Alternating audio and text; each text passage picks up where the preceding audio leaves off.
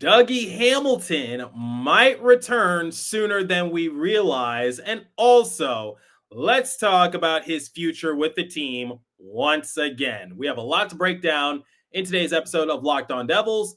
Buckle up, everybody.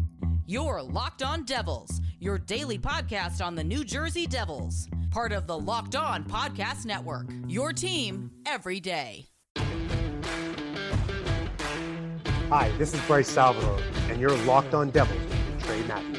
Elliott scores! Oh, Stevens stepped up, nailed it. Brodor's got the puck. What a shot. The Devils win the Stanley Cup.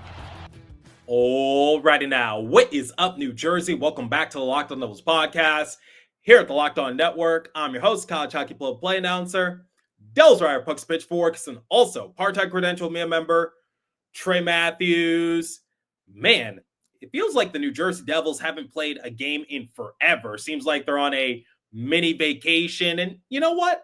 I'm not going to complain about that because I think it's good for them. There's been a lot of pressure on their shoulders. Some guys are a little dinged up. I think that gives them some rest as well. I took a bit of a break because with so few games remaining on the schedule, I want to do as many post-game recap episodes that I humanly can do. I know my schedule's a little hectic, but I owe it to you guys because the Devils are nearing the finish line. And barring a complete meltdown, I think we can expect playoff hockey. Now, how far will the Devils go in the playoffs? That's a talk for another time. I don't think they're going to get necessarily that far, but you know what? Them making the playoffs, that's an improvement compared to last year. But until then, what's on the agenda for today's episode? Well, it's going to be a Dougie Hamilton-centric episode. In the first segment, we're going to talk about the future once again involving Simon Nemec and Dougie Hamilton because not too long ago, I did an episode talking about the possibility of the Devils moving on from Nemec come summertime. And a lot of you left some interesting comments in that video, might I add. Then in the second segment, we're going to hear from head coach Sheldon Keefe as he talked about the lineup changes he's been forced to make since the trade deadline. A lot has happened within the Devils organization the last month or so, missing a lot of key guys due to injury, the disappointing trade deadline, all that. And speaking of which, to close out today's episode, we're going to talk about the possibility of Dougie Hamilton making a return because he might not be out for the rest of the season. All right. Not too long ago, I talked about the possibility of Simon Nemec being traded away come summertime because a lot of people are pushing for Tom Fitzgerald to make a splashy move come summertime. But I've said it time and time again on this show that the Devils are sort of running out of tradable assets. For example, they traded away a lot of young talent to get players that could make an impact right away. They traded away people like Fabian Zetterlund to get Timo Meyer or Yegor Sharangovich to get Tyler Toffoli, but that didn't really work out all that well. They traded away Kevin Ball and the first-round draft pick in order to get Jacob Markstrom. The well is running a little dry, and the Devils have to be conservative when it comes to trading away the few assets that they have remaining because I think it's safe to say the Devils don't really have that much left to give away. I talked about how the Devils could possibly use Simon Nemec as sort of leverage in order to get an impactful player because I did say that Nemec has a bright future. Yes, his second year in the league isn't really going according to plan, but there's still potential because he was an all-star while in the AHL. The problem is the Devils are trying to compete, and if they're fully healthy, I think they can definitely be a threat in the future, but you don't really have time to wait for certain players. That's why Alexander Holtz was dealt to the Golden Knights in order to get Paul Cotter. And what happened? Paul Cotter, he now holds the franchise record for most hits in a single season. That's pretty incredible. considering the fact that his scoring could be sporadic at times. I just said that with Nemec entering the final year of his entry-level contract come next season, and Luke Hughes needing a new contract at the conclusion of this season, it might make things a little more difficult. So that's why I said, hey, if you want a player that can be impactful right away, you might have to trade away Simon Nemec. Now, a lot of you said, no, keep Nemec, trade Dougie Hamilton, because it seems like a lot of people are mixed when it comes to Dougie and his capabilities. I've said it before on this show that, yes, Dougie's defense is not really all that good. Sometimes he does put the Devils in vulnerable positions, but his offense is elite, especially on the power play. He has one of the best slap shots in the NHL. Nope, people want to trade away Dougie Hamilton because they feel as though his contract is a little too expensive and too rich for the Devils to just hold on to him, because he is a bit of an injury prone. Even I can admit to that. Here's the problem, though. Trading away Dougie Hamilton is easier said than done. Why is that? Because starting next season, not only will he have a no movement clause, he will also have a modified no trade clause. Now, for anyone asking why is that the case, I don't know. I didn't sign Dougie to that contract, but if I had to make an educated guess, I think it gives him more leverage in case he and the Devils do want to part ways. Like, hey, Dougie, do you want to waive your no movement clause in order to be sent away somewhere else? Dougie can say yes, but here are some teams I don't want to be traded to. So that way it still gives him more leverage, because if he only had a no movement clause, he can waive it and the Devils can trade him wherever they feel is best for them, not necessarily for Dougie, if that makes sense. That's just my educated guess. But the point is, you can't just trade away Dougie Hamilton unless Dougie Hamilton wants to be traded away. And I don't see why he would waive his no movement clause or modified no trade clause in order to make that happen. It seems like he likes New Jersey. He likes the people in the locker room. He's embraced New Jersey. He's always on their social media feed. In fact, that's the joke, that he is the social media admin. And he has a big role with the Devils. And the Devils, whether you want to admit this or not, they are a playoff team. They're not contenders, but they are a playoff team. Why would Dougie Hamilton waive his no movement clause or modified no trade clause in order to be dealt away? It doesn't really make much sense.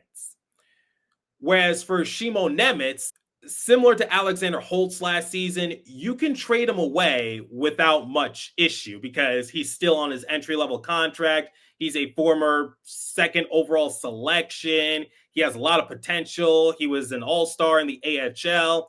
You know that the progression might still be there. The potential might still be there. I'm not ready to call Simon Nemec a bust, but you have players like Seamus Casey, another highly touted defenseman. I personally see more potential in Casey. He still has a lot of work to do in terms of developing his defensive game, but I think he can get there. If you're curious, his plus minus while up in New Jersey is +5, and he was recently recalled from Utica. I think Casey has more potential than Nemec. And then you got another highly touted defenseman in Ethan Edwards, who recently signed his entry-level contract. For the time being, he's in Utica. He will remain there for the rest of the season, and then we'll see what happens comes next year, whether or not he makes the Devils roster. But you have other defensemen behind Nemec, so maybe parting ways with them wouldn't hurt as much, especially since I see more potential in Casey. And for Dawson Mercer, yeah, you can also trade him away without much hassle, but I still think you need to add someone to Mercer's line in order to see the very best out of him. That's my stance when it comes to either trade away Dougie Hamilton or Simon Nemec. Regardless of what you think of Dougie, I don't think he's going to waive his no movement clause in order to be dealt away from New Jersey. I just don't see that happening unless he and the front office have a falling out. And for Nemec, I'm not saying he's bust, But I'm just saying, you got other highly touted defensemen behind them and Edwards and Casey, and maybe you can use Nemec to get a big player who can make an impact right away. You never know. That's all I'm saying. So for anyone saying like the Devils should move on from Dougie Hamilton, like I've said before, that is way easier said than done. So Dougie leave New Jersey, and Dougie wants to leave New Jersey. Nemec, he might be on borrowed time. Can't confirm that, but if I just had to make a guess, I'd say that Nemec would be utilized in a trade in order to get a big player who can make an impact right away. All right, before we hear from Sheldon Keefe, let me tell you guys about Game Time. There's nothing like watching basketball live, the energy of the crowd, the sound of sneakers on the hardwood, and maybe even a celebrity sighting courtside. If you want to catch a game in person, Game Time makes getting tickets even easier. Game Time's new feature, Game Time Picks, filters out all the fluff and shows you only the best deals on great seats. So you don't have to waste time scrolling through thousands of tickets. I've actually used Game Time before to get myself some MLB and NBA tickets. I actually went to a Lakers game, got a chance to see LeBron James play up close and personal. Take the guesswork out of buying tickets with Game Time Picks. Download the Game Time app, create an account, and use the code LOCKEDONNHL for $20 off your first purchase. Terms apply. Again, create an account and redeem code LOCKEDONNHL for $20 off. Download Game Time today. What time is it? It's game time, everybody. Okay, let's hear from head coach Sheldon Keefe. Here's what he had to say at a recent Devils practice when it came to making line changes, especially after the trade deadline. Take a listen. The addition of Sprong and Glass, we've seen a lot of the lines kind of change, different guys in and out of the lineup. Is that just a product of what happens at the trade deadline, or is it more concerning, I don't know if that's the right word, about maybe not having the line solidified getting so close to the playoffs? Well, I think there's multiple things. To answer your question, the first part of your question, I'd say it's trade deadline, guys are new. You don't know exactly quite how they fit. So you're going to try different things. So there's that. Then there's also, we now have an expanded roster, so I've got more players to manage than I've had in the past. So you don't want guys to sit for too long. So there's that combined with trying to figure out who these guys are, how do they fit, what's our best mix. As I've moved players in and out of the lineup, I've liked the players coming in, and I've liked that those who have gone out and come back in. I've liked how all of that has worked. The players themselves have played better. We go down the list, of guys who've taken a game or two off. I've really liked how they've come back. So in some cases that might just be kind of a bit of a shock to their system. In some cases maybe it's just they get a day off, a day out of the rhythm and the routine, and that refreshes them to come back. So you'd like to get things solidified with our schedule settling here now.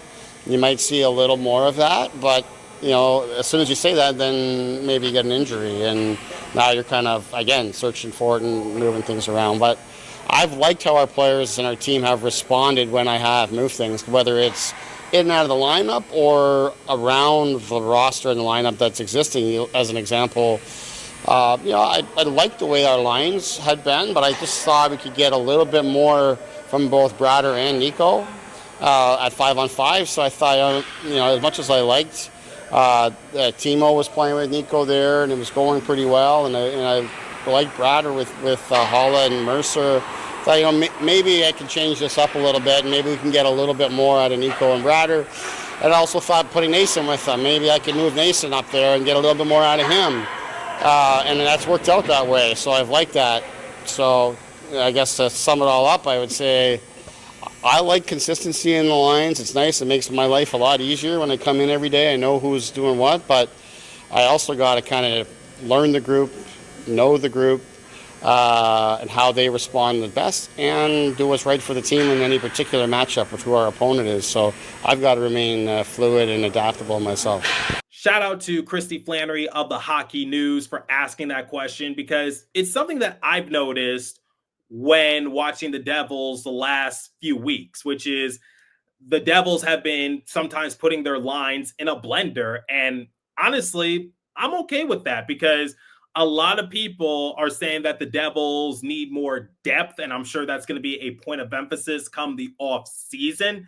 But for right now, you got to work with what you're being given. It's one of the reasons why I think Sheldon Keefe is a good head coach, because he knows how to adapt. We saw it when he was with the Maple Leafs during the playoffs. He was missing Nylander at one point. He was missing Matthews at one point, and they still challenged the Bruins to 7 games. They had to overcome a 3-1 deficit, but they still did it.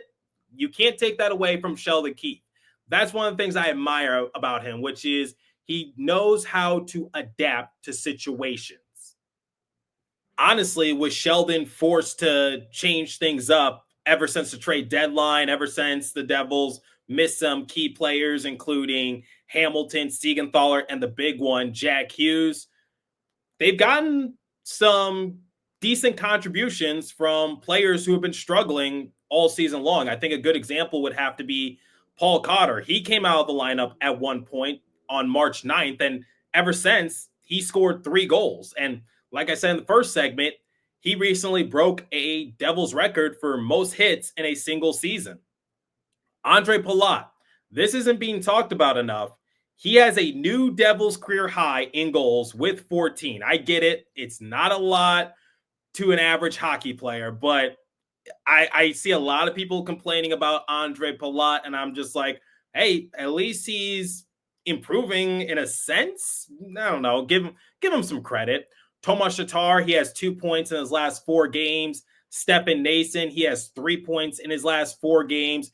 Eric Haula was scratched at one point. Seems like he's contributing a little bit more in the score sheet as well. Personally, I like it when Sheldon Keefe changes up the lines a little bit. And it's one of the reasons why I respected Lindy Ruff, because a lot of people can make all sorts of complaints when it comes to Lindy Ruff. But the one thing I have to give him credit for is that when something wasn't working, he wasn't afraid to change things up a little bit. He wasn't afraid to shake it up. That's one of the things I respected about Lindy. Now, he might have done it a little too much to his own detriment, but at least he didn't try to roll with the same thing game after game after game and expect a different outcome. And I think Sheldon fell into that just a little bit. But like I said, ever since the Devils started missing some key players in Siegenthaler, then Hughes, now Hamilton, they've been forced to change things up a little bit. And Cody Glass, he's missed the last few games due to an injury. I think he is set to return to the lineup. He's actually been good ever since being brought over from the Penguins. Now, I get this might not work come playoff time because the playoffs are a completely different animal. And if the season were to end today, the Devils would be taking on the Hurricanes in the first round.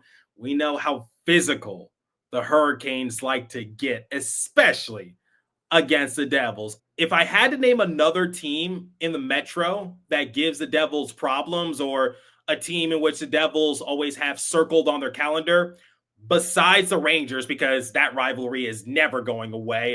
It's the Hudson River rivalry, and it's historic in a sense. Besides the Rangers, I would say the Hurricanes give the Devils the biggest headaches, both figuratively and literally, because the Hurricanes are a very, very physical unit, and it seems like they're starting to pick up their game a little bit as the season winds down. For the time being, I'm content with Sheldon Keefe changing things up a little bit, maybe scratching certain guys. And honestly, I respect him for scratching players like Paul Cotter, Eric Haula, sometimes Tomas Tatar, when they're not really contributing all that much. And he says it's not really a punishment. It's just to get them a chance to clear their heads a little bit. And I think it's worked for him for the time being. I don't think it's going to work come playoff time. We'll see. The Devils are heavily shorthanded, but they're making the most of what they're being given. And the goal for the Devils is to get to the playoffs. Everything else is gravy. All right. We're going to talk about Dougie Hamilton and the possibility of him making an early return from injury. But before we continue, let me tell you guys about FanDuel. The NCAA tournament is here, and FanDuel is giving you the chance to get in on the action like never before. Right now, new customers can get $200 in bonus bets when your first $5 bet wins. That's 200 extra bucks to use on everything from buzzer beaters to Cinderella stories and even who's cutting down the nets. I've stopped paying attention to March Madness ever since my bracket got busted. Thanks a lot, Alabama. Thanks a lot, Cooper Flagg and Duke University. Why couldn't you have lost to Alabama? Because my bracket was 99% at the time. I was leading the way in Daniel Amoya's group. But anyway, digressing a little bit. Visit FanDuel.com and get in on the college hoops action all tournament long. Please remember to always gamble responsibly. Okay, let's talk about Dougie Hamilton once again, shall we? Tom Fitzgerald recently appeared on a Canucks and Kraken sanctioned podcast of all places to talk about Dougie's injury circumstance. And he said that Dougie was going to be done for the rest of the regular season. And if he was to return at any point this year, it would be in the second round of the playoffs. I basically said, okay, so he's done for the rest of the season, because if the Devils make it past the first round against the Hurricanes, honestly, that's going to surprise me. But Dougie might be making a return, and he might return to the Devils lineup sooner than we anticipate. Courtesy of Alex Chavancy, my colleague over at Pucks and Pitchforks and also a writer for the Hockey Writers, he said, Pierre LeBrun reports that there's been positive development in Dougie Hamilton's rehab and that the Devils are holding out slim hope he could be back before the end of the regular season. Pierre says Dougie has a knee injury that's usually 4 to 6 weeks recovery. Today marks 4 weeks. That's very interesting. And to add on to that, Dougie has been skating recently for the Devils. Now, does that mean he is close to returning? Is he going to be back? Well, I was listening to the Devils radio feed when they took on the Wild, and Matt Loughlin talked about the matter, and he said, just because he's skating, it doesn't mean he's close to returning, but 4 to 6 weeks, there's only a couple weeks remaining in the regular season, so you never know. And we were basically talking about this in the Pucks and Pitchforks group chat. We were trying to come to conclusions like, hey, why isn't Dougie in some sort of brace? Or why isn't he in crutches? Didn't he need surgery? Something like that. I'm not a doctor. I'm not even going to pretend that I am. So I'm not really going to feed into the conspiracies, but it's interesting to talk about.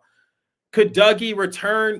I mean, even in the report, Pierre said that it was a small hope that maybe Hamilton could return to the lineup. So I'm not really sure, but I mean, he could return come playoff time, but I'm just anticipating for Hamilton to miss the rest of the season. That's just my honest assessment on the matter. Hamilton's been injured before. The Devils, they're not really contenders. Why make it even worse? I don't really know, but I'm not a doctor, and Pierre LeBrun is saying that maybe he could return. We'll see what happens, but from my personal perspective, I'm just saying I think he's going to miss the rest of the year. Now, if the Devils make it to the second round, that's a different discussion. All right. Let me know your guys' thoughts on Dougie Hamilton from an injury perspective, and also, do you think the Devils should move on from him? Has your stance changed after I gave you guys the assessment as to what's going on with his contract? And what are your thoughts of Sheldon Keefe basically changing up the lines a little bit? I'm curious to hear your thoughts. Leave a comment down below if you're watching on YouTube, if you're listening on podcast streaming service. Hit me up on my personal X page app at TreyMatt4 or the show's X page app at Locked On Devils. As for today's episode, that's all the time I have for you. Thanks for listening. Continue to stay safe. Have a wonderful day in New Jersey. Go Devils. I'll catch you guys next episode. Thanks for listening once again.